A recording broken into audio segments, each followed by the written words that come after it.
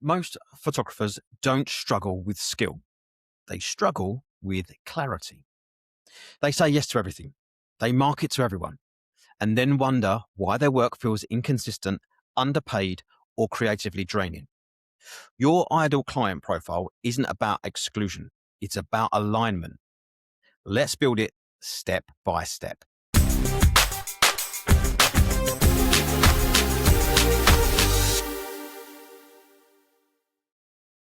There's a sentence I hear photographers say all of the time.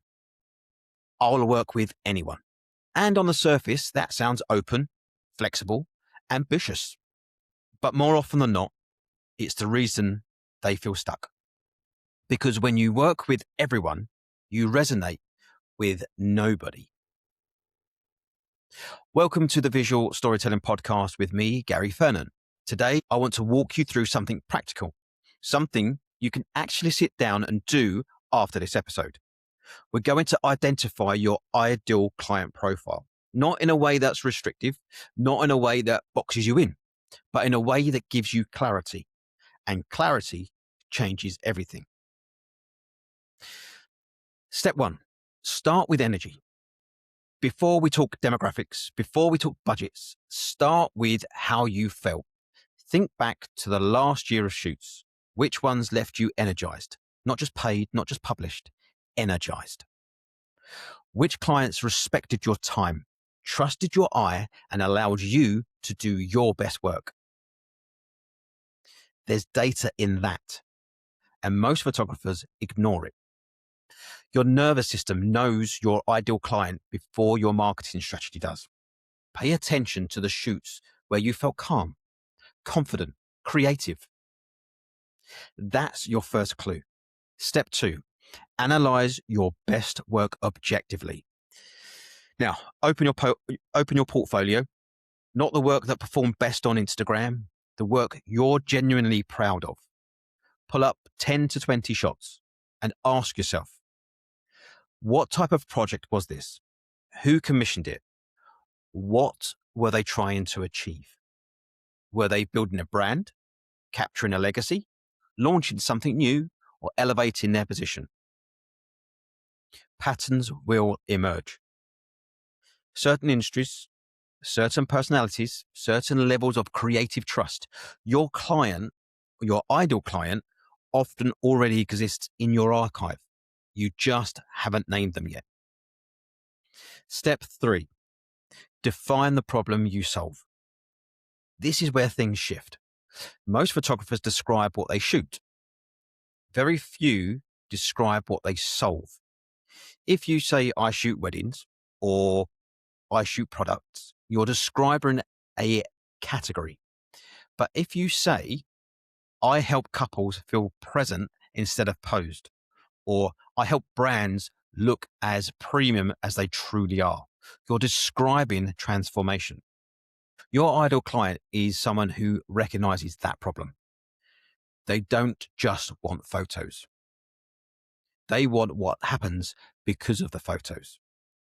Status, connection, credibility, memory, trust. When you understand the problem you solve, you understand who needs you. Step four, focus on buying behavior, not demographics. It's tempting to define your ideal client by age, gender, or location, but that's surface level. It's important, but two clients can both be 35, live in the same city, work similar jobs. One sees photography as an expense. The other sees it as an investment. That difference is everything. So instead, ask, do they value quality over speed? Do they research before booking? Do they trust expertise? Do they care about legacy, perception, or storytelling? Your ideal client believes photography matters, not just visually, but strategically, emotionally, commercially. Step five, decide who you're not for. This is the uncomfortable part, but it is necessary. Who drains you? The chronic negotiator, the client who wants luxury results on a budget that doesn't allow it, the one who micromanages every frame. You're allowed to decide that's not your space. Defining who you're not for sharpens who you are for. This isn't ego, it's alignment. Step 6, check budget alignment honestly. So let's be practical. Your ideal client must be able to afford you, not stretch painfully, not hesitate at every invoice, comfortably afford you.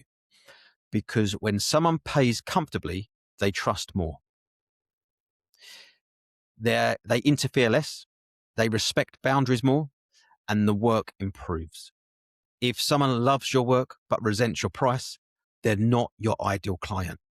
They're friction. Step 7, write the statement.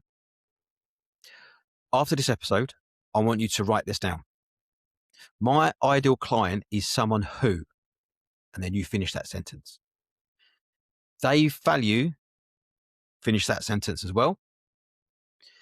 They are investing in photography because, and finally, they believe imagery should feel. Now, keep it broad enough that it fits your genre, but specific enough that you can feel it. When you read it back, it should sound like someone you've already worked with, because you probably have. Step 8, align everything. Once you know who you're speaking to, your message changes.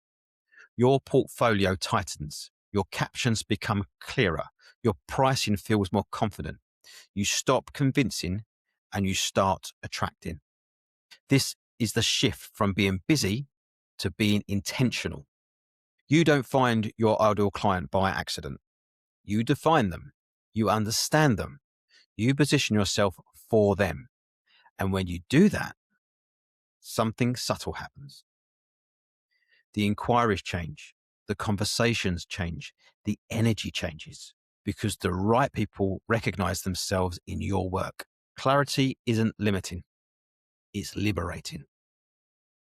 If you've enjoyed this podcast and would like to listen to more topics just like this one, then why not consider following the Visual Storytelling Podcast so as not to miss out on not only new episodes, but catch up on previous episodes you may have missed or simply wish to listen to again. Until next time, be creative, be inspired, be you.